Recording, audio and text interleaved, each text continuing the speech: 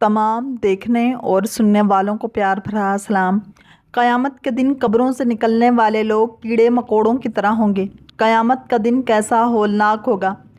قیامت کے دن اللہ تعالیٰ لوگوں کو ان کی ریڑھ کی ہڈی سے دوبارہ پیدا فرمائے گا۔ اس سے لوگ ٹھیک اپنی شکل و صورت میں اسی طرح پیدا ہوں گے جس طرح دانے سے کھیتی اور گٹلی سے کھجور پیدا ہوتی ہے۔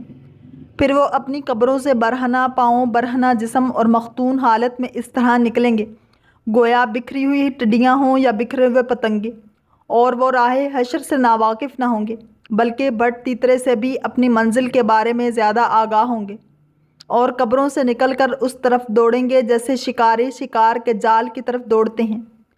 سب سے پہلے ہمارے نبی کریم صلی اللہ علیہ وآلہ وسلم کی قبر شق ہوگی۔ قبروں سے اٹھنے کے بعد جن کو سب سے پہلے لباس پہنایا جائے گا وہ خلیل الرحمن حضرت ابراہیم علیہ السلام ہیں۔ اس دن سب لوگوں پر انتہائی گھبراہٹ اور خوف کی کیفیت طاری ہوگی، حتیٰ کہ ہر نبی بھی نفسی نفسی پکار رہا ہوگا۔ جابر بن عبداللہ انصاری رضی اللہ تعالیٰ عنہ خبر دے رہے ہیں کہ انہیں اس بات کا علم ہوا کہ عبداللہ بن انیس رضی اللہ تعالیٰ عنہ نے رسول اللہ صلی اللہ علیہ وآلہ وسلم سے ایک حدیث سنی جسے انہوں نے نہیں سنا، تو انہوں نے ایک اونٹ خریدا، پھر اس پر اپنا رخت سفر باندھا اور 1 مہینہ تک سفر کرتے رہے، یہاں تک کہ شام پہنچے، اور عبداللہ بن انیس رضی اللہ تعالیٰ عنہ کے پاس جا کر دربان سے کہا، کہہ دو جابر دروازے پر ہیں۔ عبداللہ بن انیس رضی اللہ تعالیٰ عنہ نے پوچھا، عبداللہ کے لڑکے؟ جابر نے کہا، ہاں۔ پس وہ تیزی سے نکلے اور اسی تیزی کی وجہ سے کپڑے کو گھسیٹتے ہوئے نکلے اور دونوں گلے ملے۔ جابر رضی اللہ تعالیٰ عنہ نے ان سے کہا کہ مجھے قصاص کے متعلق ایک حدیث کے بارے میں خبر پہنچی ہے کہ آپ نے اسے رسول اللہ صلی اللہ علیہ وآلہ وسلم سے سنا ہے، تو مجھے خوف ہوا کہ کہیں اس حدیث کے سننے سے پہلے آپ یا میں مر نہ جاؤں۔ انہوں نے کہا، میں نے رسول اللہ صلی اللہ علیہ وآلہ وسلم کو فرماتے ہوئے سنا، قیامت کے لوگ بندے برہنہ غیر مختوم اور بہم اٹھائے جائیں گے۔ کہتے ہیں، ہم نے پوچھا بہمن کا کیا مطلب ہے؟ تو انہوں نے بتایا کہ جس کے پاس کچھ نہ ہو، یعنی اللہ تعالیٰ قیامت کے دن لوگوں کو ایک جگہ اکٹھا کرے گا تاکہ ان سے حساب لے اور انہیں ان کے عمل کے اعتبار سے بدلہ دے۔ اس وقت وہ سب ننگے اور غیر مختون ہوں گے جیسا کہ انہیں ان کی ماؤں نے جنا تھا، ان کے پاس دنیا کی کوئی چیز نہیں ہوگی۔ پھر فرمایا، پھر ان کو ایسی آواز سے پکارے گا، پکار بغیر آواز کے نہیں پائی جاتی، اور بغیر آواز کے پکار سے لوگ آگاہ نہیں ہو سکتے۔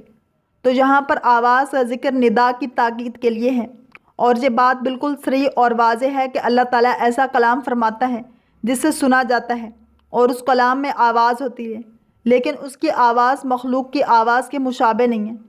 اسی لیے فرمایا، وہ بالکل اسی طرح سنے گا جیسے اسے وہ قریب سے سنتا ہے۔ یہ صفت اللہ تعالیٰ کی آواز کے ساتھ خاص ہے، اور مخلوق کی آواز کو آواز کی قوت و ضعف کے لحاظ سے صرف قریب سے سنا جا سکتا ہے، اور اس کے ثبوت میں کثرت سے نصوص وارد ہیں۔ اس میں سے ایک اللہ تعالیٰ کا یہ فرمان ہے، اور ان کے رب نے ان کو پکارا، کیا میں تم دونوں کو اس درخت سے منع نہ کر چکا تھا؟ اور اللہ تعالیٰ کا یہ فرمان، ہم نے اسے طور کی دائیں جانب سے ندا کی اور راز گوئی کرتے ہوئے اسے قریب کر لیا۔ نیز اللہ تعالیٰ کا یہ فرمان، اور جب تمہارے رب نے موسیٰ کو آواز دی کہ تم ظالم قوم کے پاس جا، پھر فرمایا، میں بادشاہ ہوں، میں بدلہ دینے والا ہوں۔ یعنی محشر میں کھڑے ہوئے سبھی جس ندا کو سنیں گے وہ اس ندا کو دور کی مسافت سے اسی طرح سنیں گے جس طرح وہ قریبی مسافت سے سنتے ہیں۔ میں بادشاہ ہوں، میں بدلہ دینے والا ہوں۔ پس وہی بادشاہ ہے جس کے ہاتھ میں زمین و آسمان اور جو کچھ اس میں ہے اس کی بادشاہت ہے۔ وہ عدیان ہے جو بندوں کو ان کے عمل کے مطابق بدلہ دے گا۔ پس جس نے خیر کے کام کیے اسے اس کے عمل سے بدلہ دیا جائے گا، اور جس نے شر کے کام کیے اسے اس کے مستحق بدلہ دے گا۔ پھر فرمایا، کسی جہنمی کے لیے یہ مناسب نہیں ہے کہ وہ جہنم میں جائے اور اس کا کسی جنتی پر حق ہو، یہاں تک کہ میں اس سے اس کا بدلہ دلا دوں، اور کسی جنتی کے لیے یہ مناسب نہیں ہے کہ وہ جنت میں داخل ہو اور اس کا کسی جہنمی پر حق ہو، یہاں تک کہ میں اسے اس کا بدلہ دلا دوں، یہاں تک کہ تھپڑ کا بدلہ بھی۔ یعنی اللہ تعالیٰ اپنے بندوں کے درمیان عدل کے ساتھ فیصلہ فرمائے گا اور ظالم سے مظلوم کا حق لے کر دے گا۔ چنانچہ کوئی جہنمی اس حال میں جہنم میں داخل نہیں ہوگا کہ اس کا کسی جنتی پر حق ہو، یہاں تک کہ اس کا حق اس سے دلائے گا، اور یہی مکمل عدل کا تقاضا ہے کیونکہ کافر اور ظالم باوجود اس کے کہ وہ جہنم میں جائیں گے مگر ان پر ظلم نہیں کیا جائے گا۔ اگر جنت والوں میں سے کسی کے پاس اس کا حق ہوگا تو ان سے لے کر اس کو دلایا جائے گا، اور بالکل اسی طرح اہل جنت کے ساتھ کیا جائے گا۔ صحابہ کرام رضی اللہ تعالیٰ عنہ نے نبی کریم صلی اللہ علیہ وآلہ وسلم سے پوچھا، لوگوں کو کیسے ان کے حقوق دلائے جائیں گے جبکہ ان کے پاس دنیا کی کوئی چیز نہیں ہوگی؟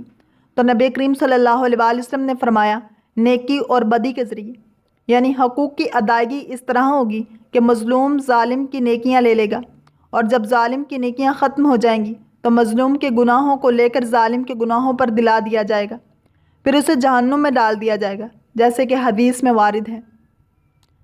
اللہ کریم ہم سب کو دین اسلام کی پیروی کرنے والا اور عشق مصطفیٰ صلی اللہ علیہ وآلہ وسلم نصیب فرمائے۔